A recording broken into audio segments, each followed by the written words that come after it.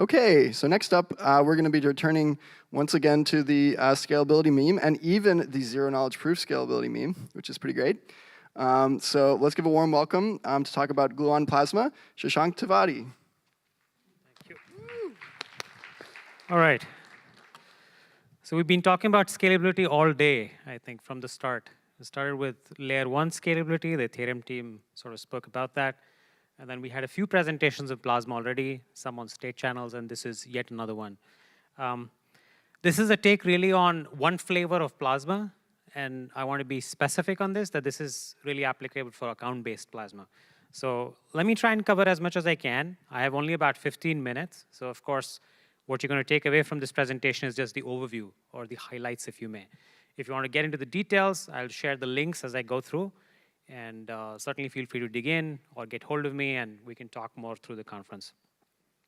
Okay, so let's go to the first sort of basics out here, right? So this is the puzzle that we're all trying to solve in the blockchain world, if you think about it. This simple trilemma of trying to be secure at all points in time, enable decentralization, right? Our friend who just spoke also spoke about the virtues of decentralization, and we are all here because we believe in that, right?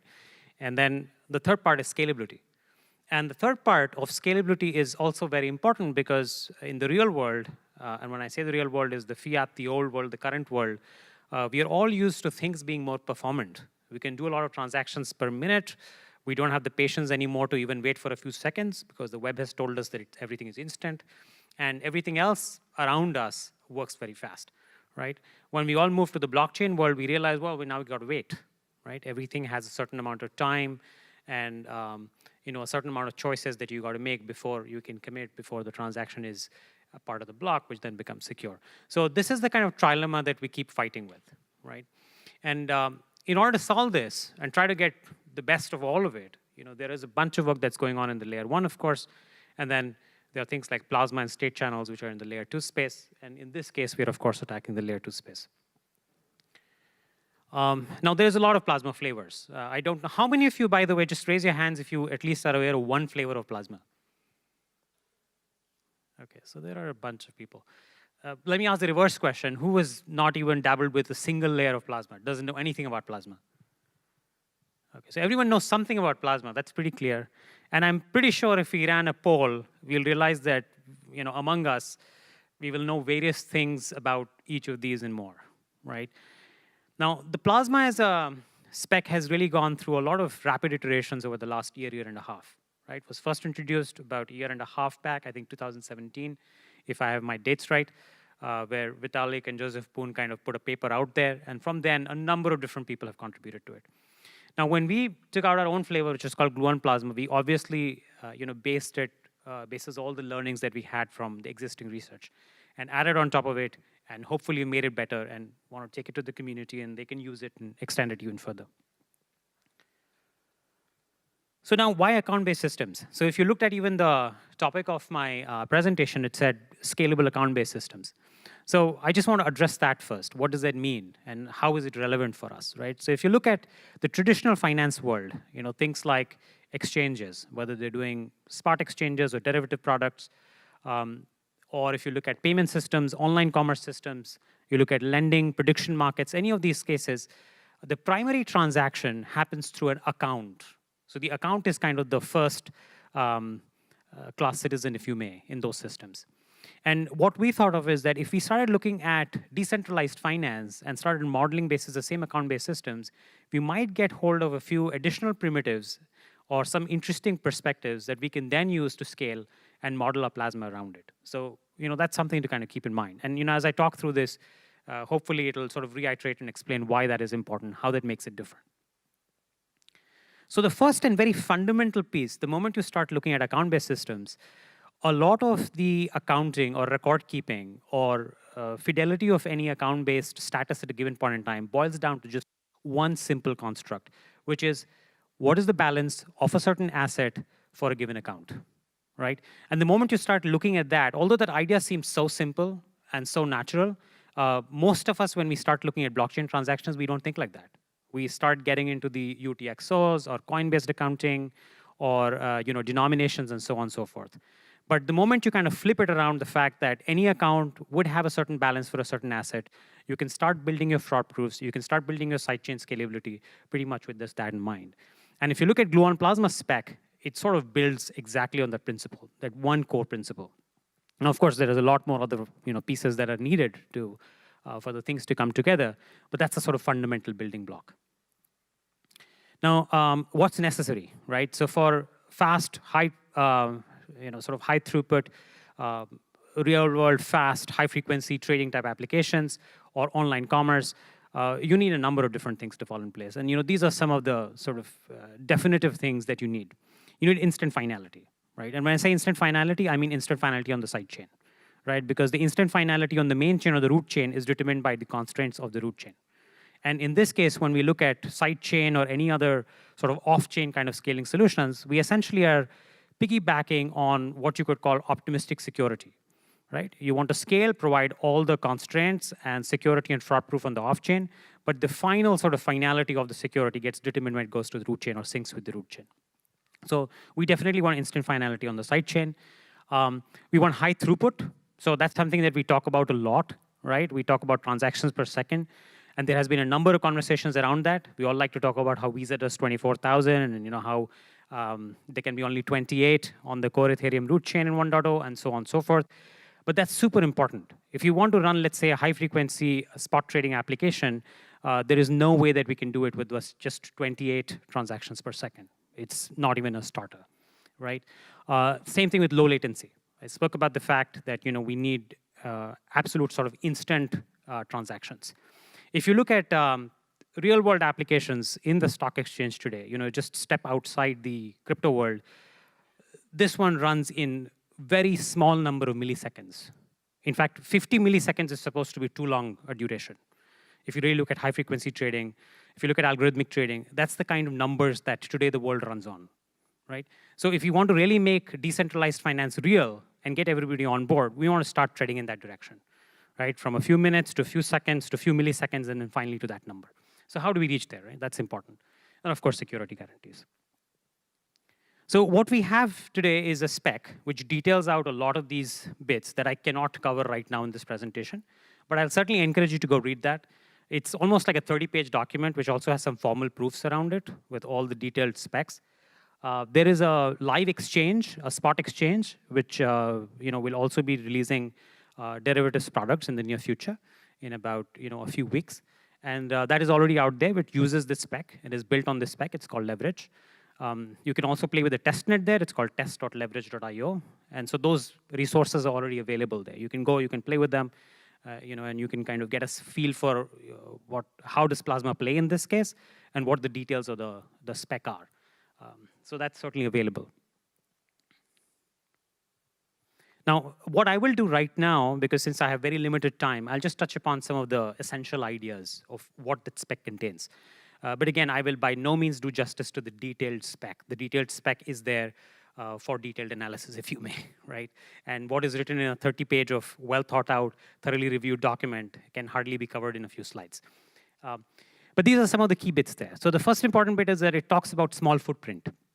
It obviously uses a concept which we are all super familiar with and has been spoken about a few times already, even today, which is the concept of Merkle-root-spaced inclusion-exclusion proofs, largely inclusion proofs. Okay?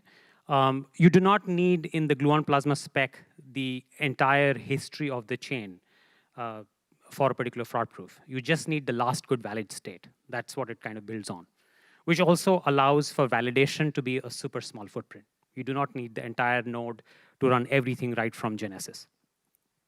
Instant finality, spoke about that already.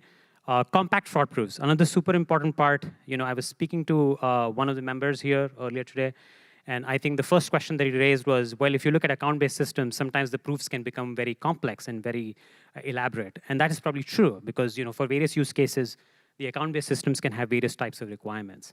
And so in our case, what we've done is really broken them down into types of fraud proofs, and each one of them is super compact. It's literally one small validation check, a small thing that gives you a straight-up binary answer. And so again, all of this is in the spec. You can go through each of those from front-running to standard double spend to all kinds of fraud proofs. They're, of course, classified very clearly. But what I do want to mention is that they're very compact in each of those cases. Another important part of Plasma, at least all the people who've been in the world of Plasma talk about this all the time, is like what happens when there is actually a fraud. And how easy is it to exit, and how fast is it that you can take your money out. And so it's definitely optimized for that. Fast withdrawals is a very important part of the puzzle as well.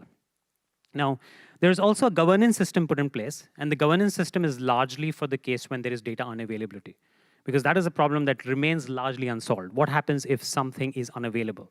Now, something is incorrect, because you have the entire ledger with you and you have the published Merkle root, that's easy to prove that it was incorrect. But if something is not included or something is unavailable, it's hard to prove that. So that's when the governance aspect comes in. We are looking at enhancing that as well, but the current spec, of course, bases off a POA mechanism. Couple of other slides which will just talk through the essential mechanics of how things work today. Again, for those who have spent some time understanding Plasma or reading various Plasma specs, this will look very familiar to you. So on the left, if we start from the left, we've got what I'm calling a DApp is essentially an application. It could be an exchange application. It could be an online payment system. It could be a prediction market application, or it could be a lending application. Any of those, think of that as a DApp. And that particular DApp, of course, is running through a certain sets of transactions, and it's emitting a bunch of transactions.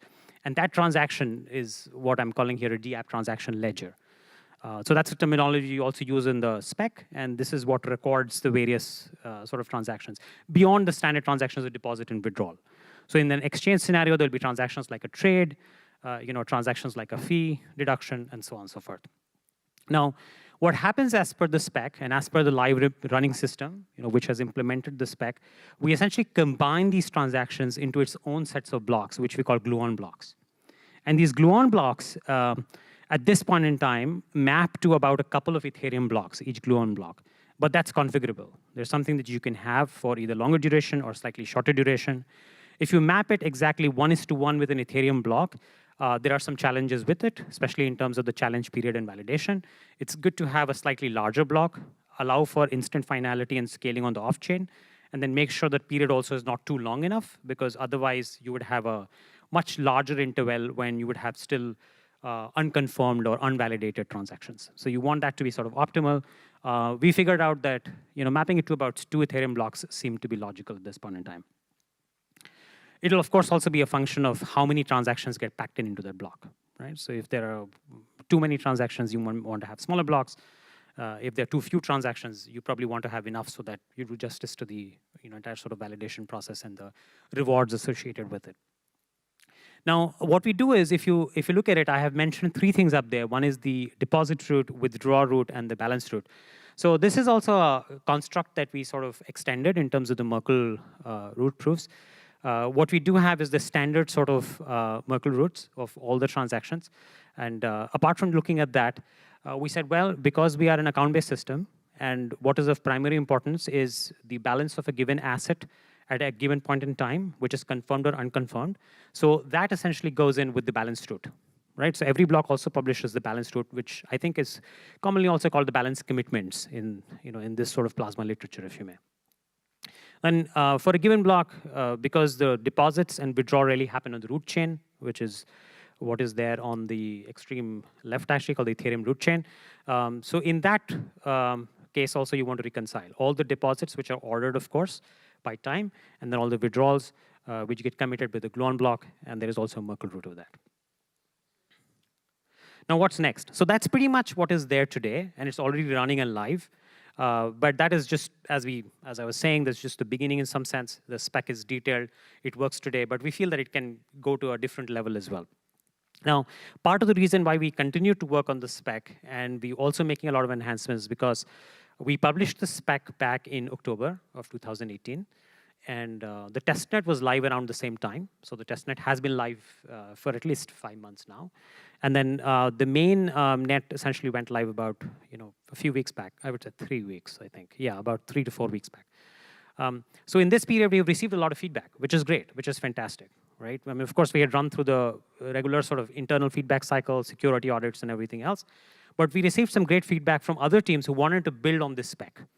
And they came up with more feature requests and additional sort of interesting asks, which led us to rethink and said, well, maybe it's time to do a V2 spec as well, because some of these use cases, some of these extensions are not only beneficial for the larger community, for other people who are building on this spec, but also for us.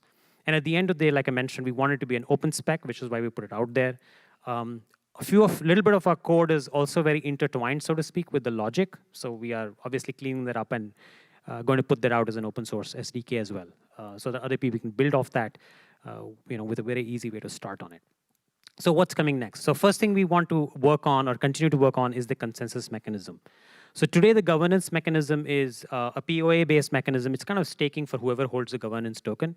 But that is something that I think we can do better on, and we can make it more decentralized. We are planning to actually go with the Tendermint-based consensus model for the off-chain consensus mechanism. There's already some work that has started, that has begun, but there is plenty more that needs to be done before that is ready for, ready and shipped out there. The second piece is when people are going to build different applications. Now, we started for building for ourselves, which was primarily the exchange, but people want to build payment systems on it. People want to build prediction markets on it. So we do feel that I think a certain level of segregation at the spec level for a DApp level chain segregation could really be beneficial. And so that's something that's underway. That's also work in progress.